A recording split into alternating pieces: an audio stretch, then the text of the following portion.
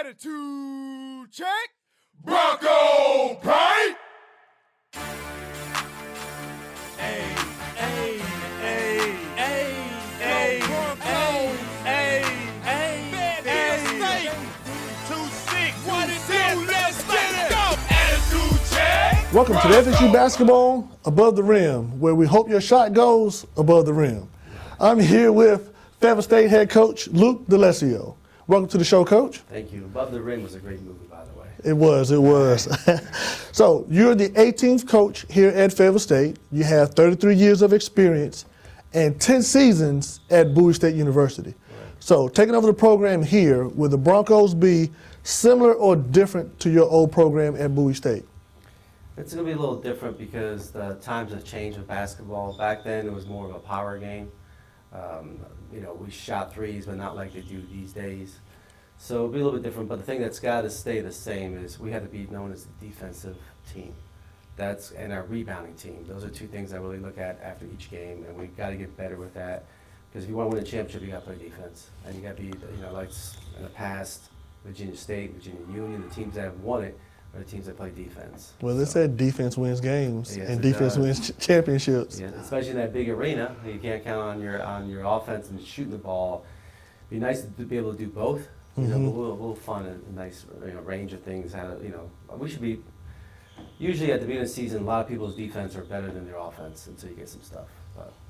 Okay, so your program here, what type of basketball will Fayetteville State be known for under your leadership? Gonna be a hard-working team. I tell the team all the time that the thing that you control is how hard you work. That has nothing to do with talent. So we're gonna try to outwork everybody. We have to be a defensive-oriented team. Everybody's got to buy into it, and we also got to pay attention to scout reports. We're just not going out there. We know what the scout is. We spend a lot of time on it, so we really prepare for our games. So we're going to be really good preparation. And then I want to be known as scoring 80 points a game. We want to get up and down, but not just running wild up and down. It's a control fast break, and then we have some really good sets in the half-court set. So we got to be a smart, disciplined team. Okay, and I see that we're on our way. Right now we're 3-0. So kind of what has contributed to this early success so far?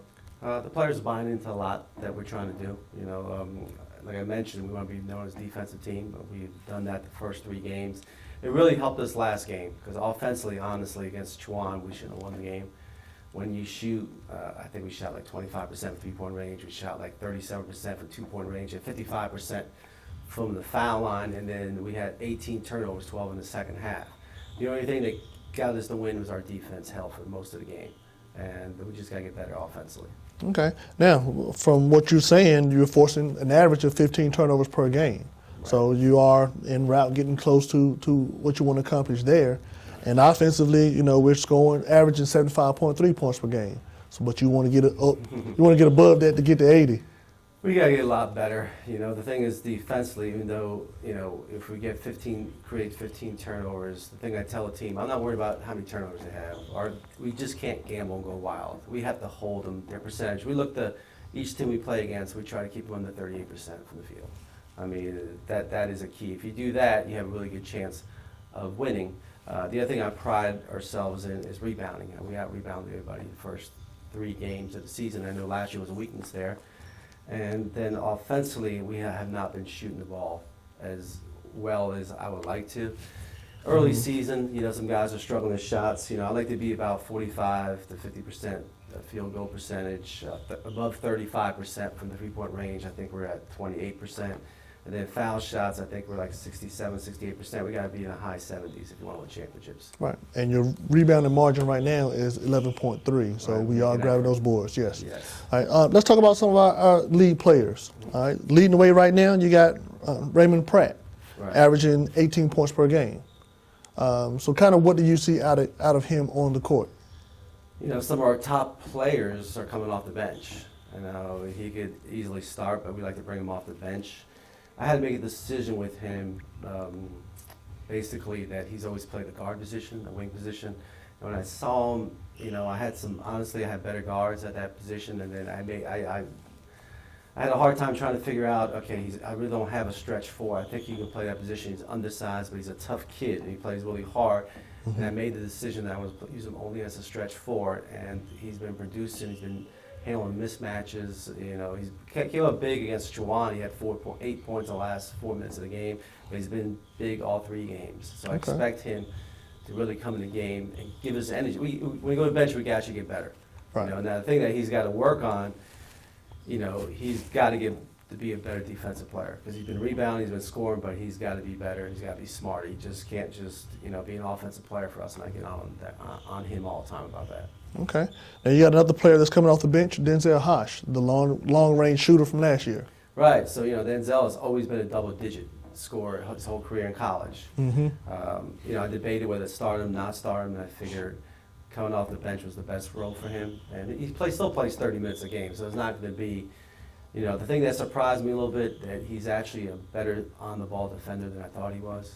So I made the decision also when he's in a game, he's going to be guarding somebody full court, because I'm going to get everything at him, because he's not great off the ball defensively, but on the ball he's really good.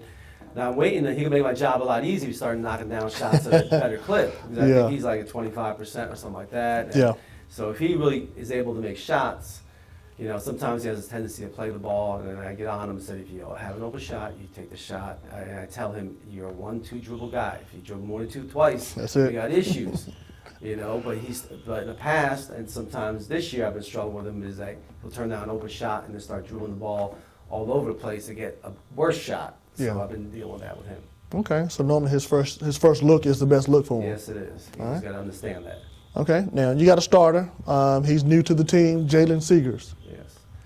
Jalen is probably our best all-around player. He didn't play against Chuan, which really hurt us because his knees were bothering him. But he's my best defender, great rebounder at that position. He came from Asheville, so he's got experience. He can shoot the ball, he can drive the ball, he can play defense. I can also post him up. So I can do a lot of things with him on the court, and I expect him to have a big year. Okay. Now you had your first 3 games on the road. Yes. So now it's time for you to experience what Capel means to Fayetteville State. So opening game, 7:30, Lincoln University. What can the fans expect from the Broncos? We'll be ready to play. We'll be prepared to play. We'll play hard. It just, the thing is, they got to understand what I told them is like, the CIAA sometimes gets messed up a little bit, that some of the coaches don't care about their out-of-conference games. They only care about their conference games. And I tell them now, even though Lincoln's 1-4, but they're all out-of-conference game. Their season's made out of what they do in the conference. So if they beat us, basically their season is good right now. Right. So that's where we got to protect. First you got to win home games. Yeah. That's a key, and it's really a conference game. Now you're going to show me that, okay, we played on the road, we won 3 games, but the intensity's not there as much as a conference game. Now you got to show me that can you win at home? First game of the season with all distraction, your fans, your relatives, all that stuff.